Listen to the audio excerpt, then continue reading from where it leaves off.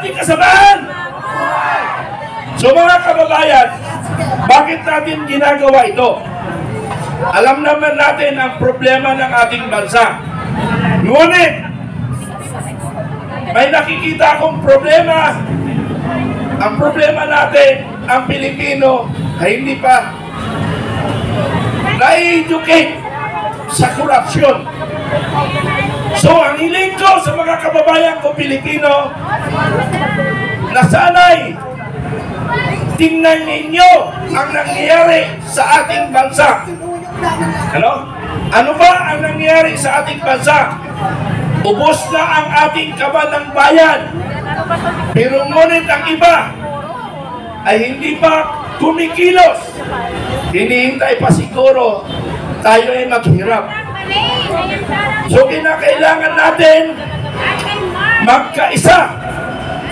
Sa aming estimate kasi, ang ibang grupo ay hindi pa dumarating.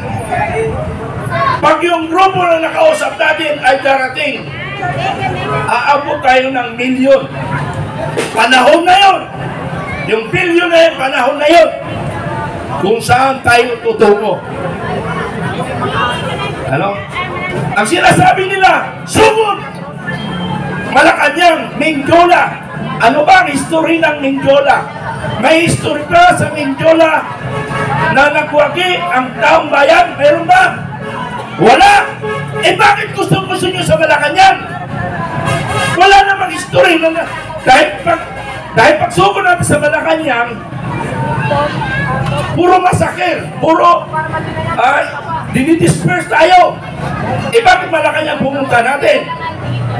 Bakit tayo na-disperse?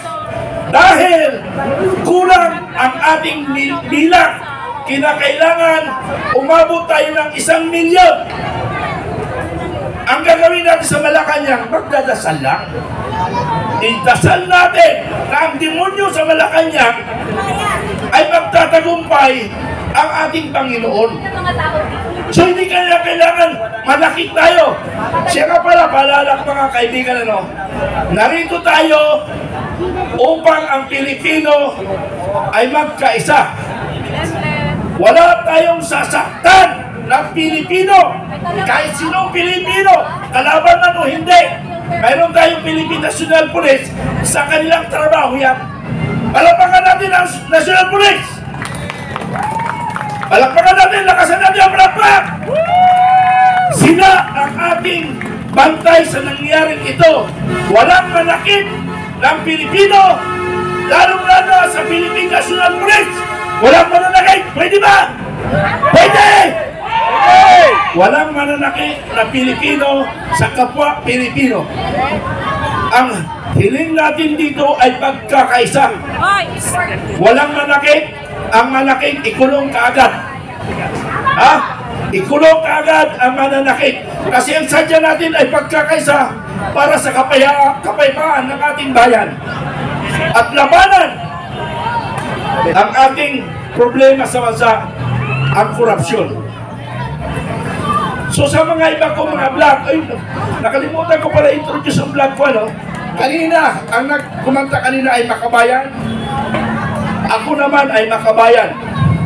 Makabayan in Informative Channel. Hindi ako ang fake na Makabayan, Yung Makabayan vlog, sila yung nanggulo noong September 21. Makabayan vlog na fake, sila yung nanggulo sa Mindiola, sa Malacanang, at doon sa Gate 4 ng Aguinaldo. Sila ay binayaran ng administration. Mga demonyo kayo! Kayo mga kabaro ko na brothers, maya naman kayo. Pinanggalingan natin yan. Pero wala tayong magagawa. Kasi bayad naman sila. Tayo naghihirap dito. Kanya-kanya tayong bunot sa ating bulsa. Kaya mga kaibigan, hindi tayo alis dito. Hanggang bukas tayo dito. Pwede ba? Pwede! Pwede! Itatatlo na namin sumasagot. Paano tayo mananalo dyan? Pwede ba tayong hanggang bukas dito ng hapon? Pwede! Pwede! Ang alis, dadamputin! Oh! sige, di. Ha, kasunduan ito ha? Ang aalis ay dadamputin. Sino magdadamput? Tayo rin, kasi hindi na trabaho ng pulisyon. Ha? Tayo magdadamput ang uuwi hanggang bukas dito. Kasi hinihintay pa natin yung mga naglalakad sa ibang mga lugar papunta dito. So kinakailangan, kung magtagumpay tayo, aabutin tayo ng 1 milyon dito. At pamumunuan ko kayo maglakad sa tamang lalakaran. Hindi ko kayo iiwanan. Laban tayo! Pwede ba lumaban tayo? Laban! Laban korupsyon! Mamatay kung mamatay! Bakit humina? Mamatay kung mamatay! Para sa bayan! Alam niyo mga kaibigan, ha? Ano no? Huwag mo naman. Hindi pa kulang pang bilang natin. Pag sapat ang bilang, ako mamumuno sa inyo. Patay kong patay. Nung ako'y tinginte, ang niyabang ko, may dala kong 45, may armalay. Akala mo lang kamatayan. Hindi ako natatakot sa kamatayan. Kung kailan ako naka-schedule sa langit, ay sa langit ba ako pupunta? Bakit ba ako matatakot? Kaya lang, ang mga kapwa ko, mga retired, kung kailan sila nag-retire, natakot sila. Ay, sorry ha. Totoo lang ako, real talk ako. Alam mo, nung kami mga tinginte, ang ngiyabang namin. Alam mo yung mga nakaupo ngayon sa police at saka sa armed forces, sila ay contemporaries. Sila ay contemporaries ko. Ibig sabihin, kasabayan ko sila. Ha? Kaya lang, sila pumasok 21 years old. Ako pumasok 31 years old. So, ibig sabihin, nauna ako sa kanila sa edad. Pero sa pagka-servisyo bilang tinginte, kasabayan ko ang mga hiniral ngayon. Pero ako ay nagsimula sa servisyo sa edad na 13 anyos. 13 anyos pa lang ako, ay lumaban na ako sa gaban ng bayan. Sa Mindanao, sa Opi, Maguindanao. At ako ay sa edad na 14, napalaban na ako. 14 anyos ako, ang kalaban namin, more or less, 400 na rebelde. Verso 17, kami lang. Pero sa awa ng Diyos, sabi ng Panginoon, ito si Commander Bukay, hindi dapat mawala kaagad ito. Dahil mayroon pa sa gagampanan sa 2025, ito na ngayon. Kaya pinahabang buhay ko.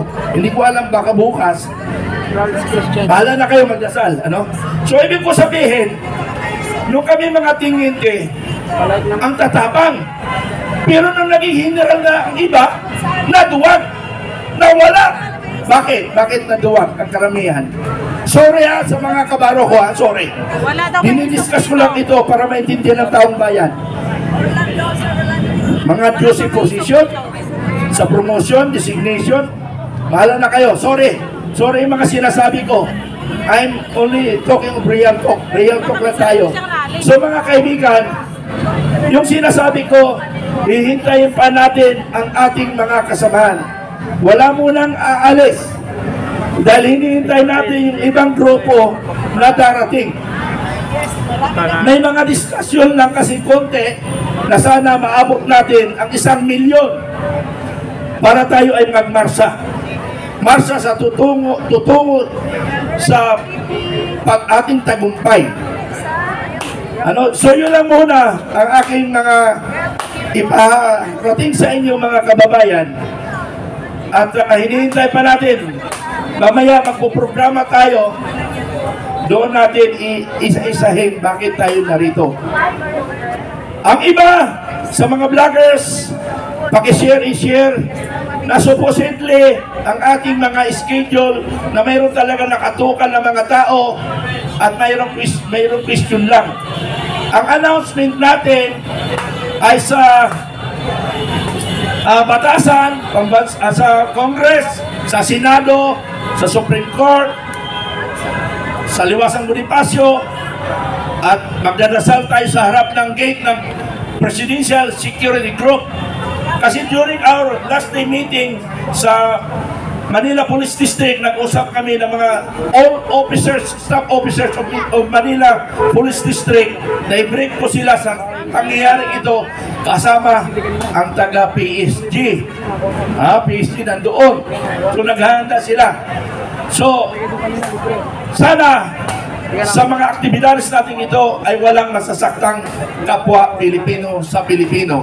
So yun lang muna po mga kaibigan. Maraming salamat at magandang gabi sa inyong lahat.